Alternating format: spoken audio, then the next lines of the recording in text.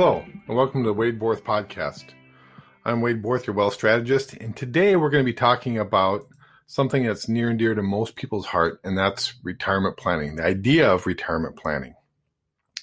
Personally, I see retirement, how people view retirement today is in escaping from their existing jobs, and that's not healthy, but there is a view amongst a lot of people that I want to retire, and the question is, what are we going to do at the time we retire? Because if you look at it as people are living longer, we might be in retirement, quote unquote retirement, longer than maybe we were in the workforce. So what are we doing to plan for that? What's our strategy behind the retirement idea that surrounds retirement?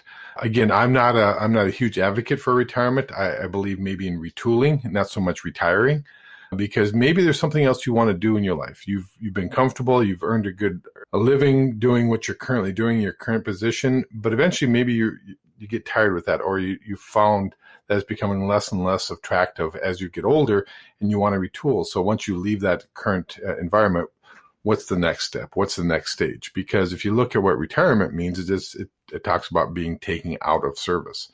And I don't know about you, but I'm not a big fan of being taken out of service. I like to be of service for my whole life. But with that being said, what are we doing to be able to help fund that next step in our life, in that next phase of what we want to be doing, and in that next retooling?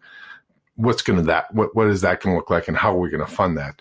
And why this is such a big conversation right now with everybody out there is that approximately 10,000 baby boomers turn 65 every day.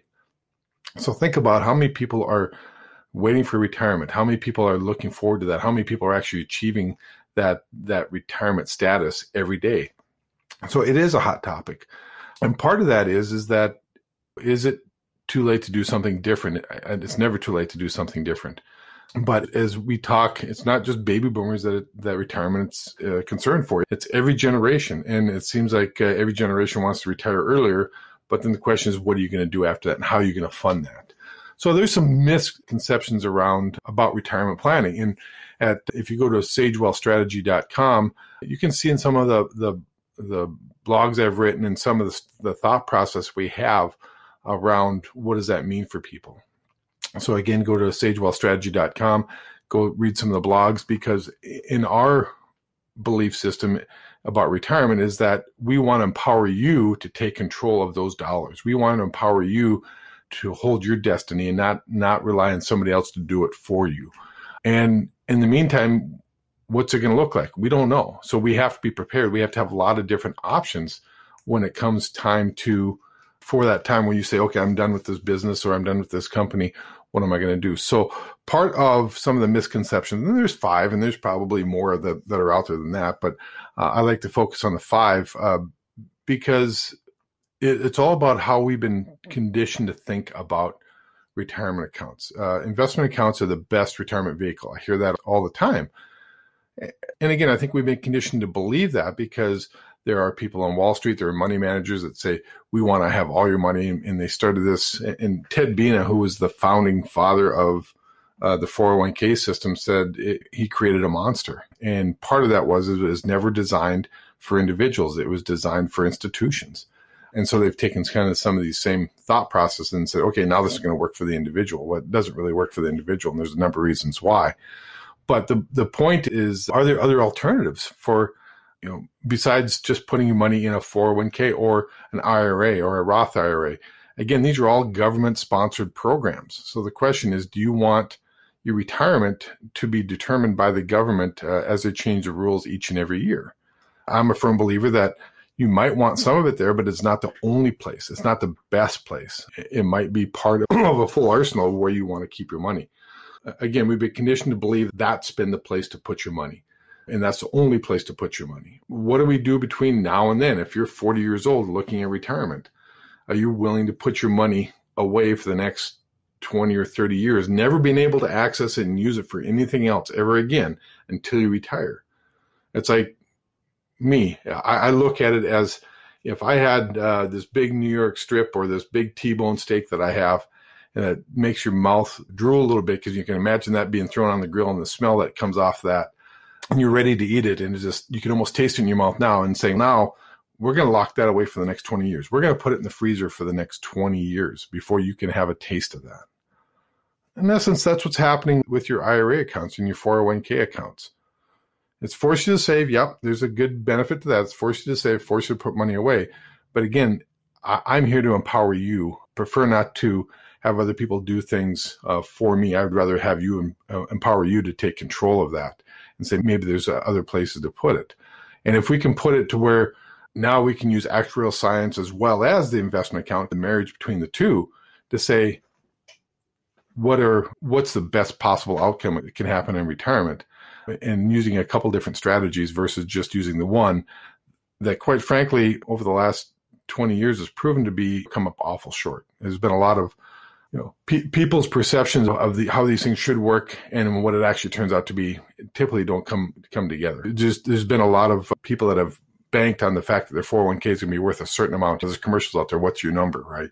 And if you don't hit that number, then what happens?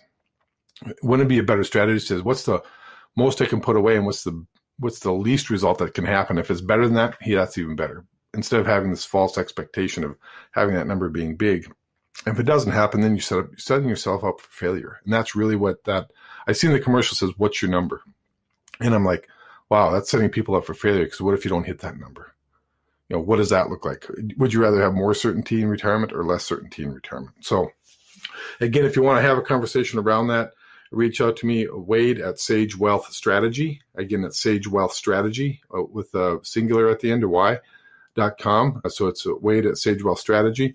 Let's set up a phone call and have a conversation about what your retirement plan should look like and what a good mix of applying actuarial science, applying money you can use today, and still having maybe some of that into your 401k. But again, it's not the only vehicle or the best vehicle that you can put your dollars in.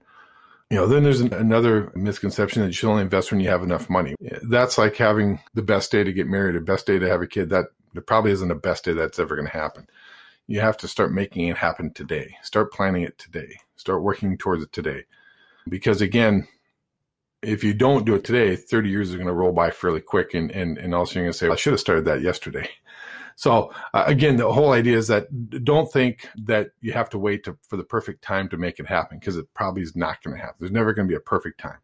Start doing it. Now, one of the things that we at Sage Wealth Strategy that we teach is, again, going back to the idea that the retirement account or the 401k is your only place to put money. The problem with that is that money's locked up and gone until you take it out in retirement. But think about a strategy that we apply with our clients. And again, it's about empowering them, that says, we're putting money away for this retirement vehicle. But what happens today or tomorrow between now and when we turn 65 or whenever it is we retire? Maybe we can start using that money, have it accessible to us at all times to do other things, find other investments, find other opportunities, take insulation from chaos, all those different things. But having a place to put your dollars that isn't subject to market whims, isn't locked up forever, gives us accessibility to it when we need it and when we want it. Again, it's never too early to start, and you're never going to find the perfect time. So today is the perfect time. It's about like planting a tree. When's the perfect time to plant a tree? 15 years ago. The second best time is today. Make it today that you start saying, I want to start putting some dollars away. I need to, but having a sage strategy to say, I still want to have access to it. I still want to be able to use it. And that will be something that makes a lot more palatable versus saying, I'm going to not see this money for 30 years. It's hard to put money away when you can't see it for the next 30 years.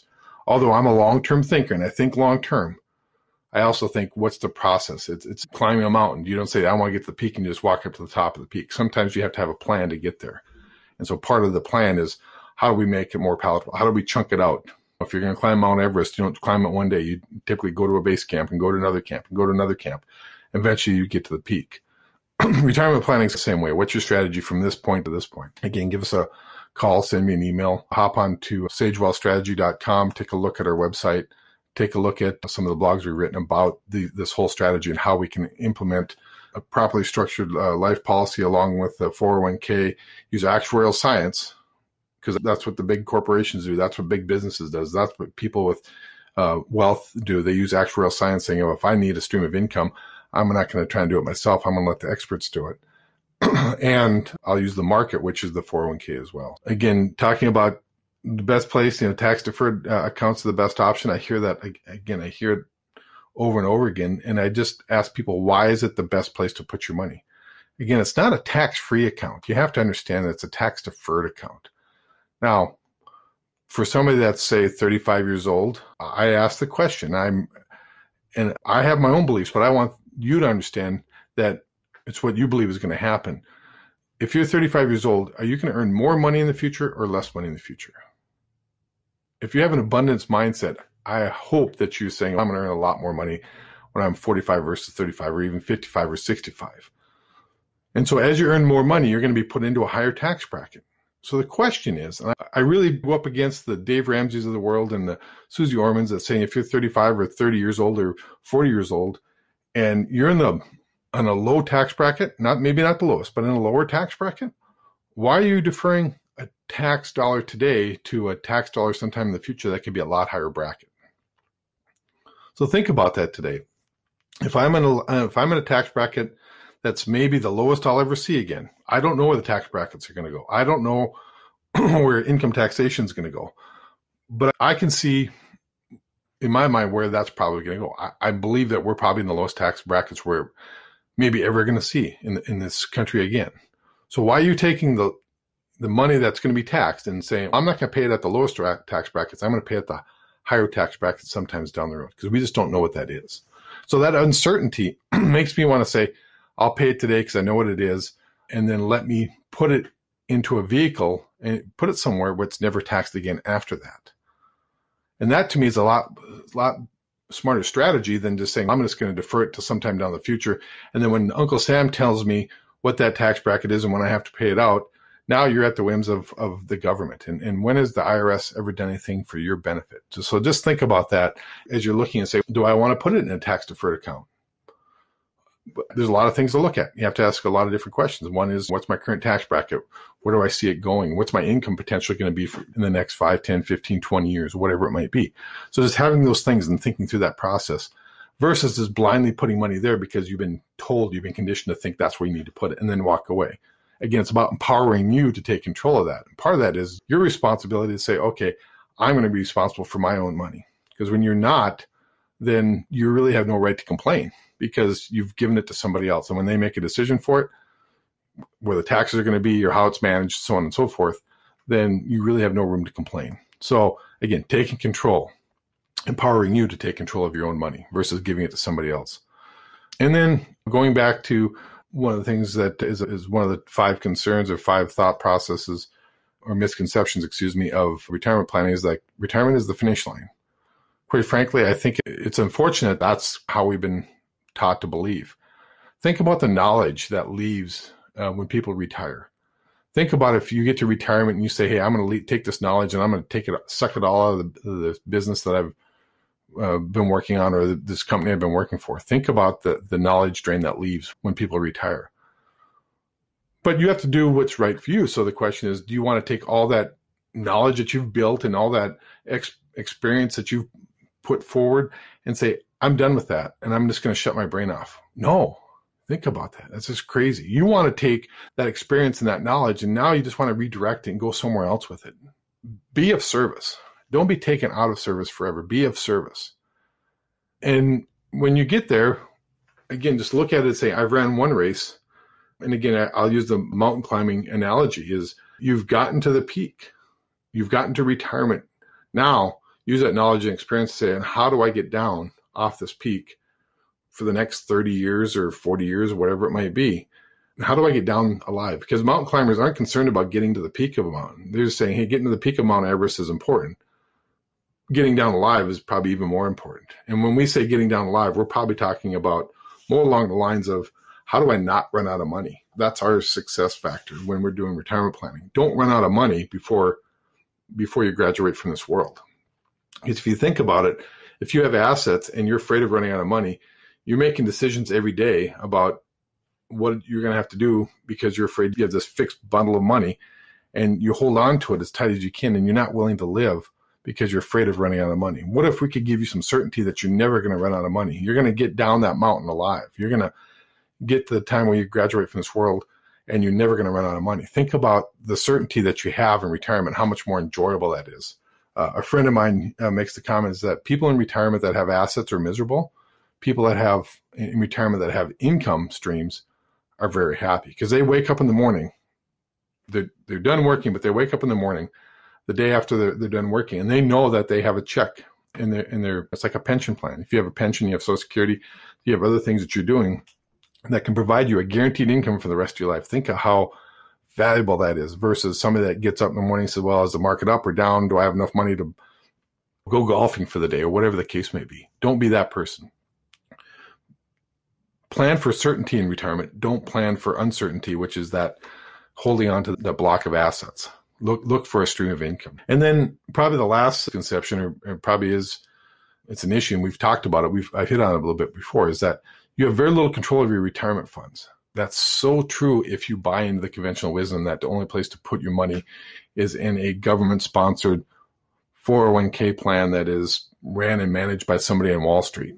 What if there's other places to hold those dollars to where you had liquidity use and control of those dollars each and every day up to retirement? And then when you get to retirement, now you have a bucket of money that's been taxed already. Now you have a bucket of money that's you can use whenever you want that you don't have to pay taxes on.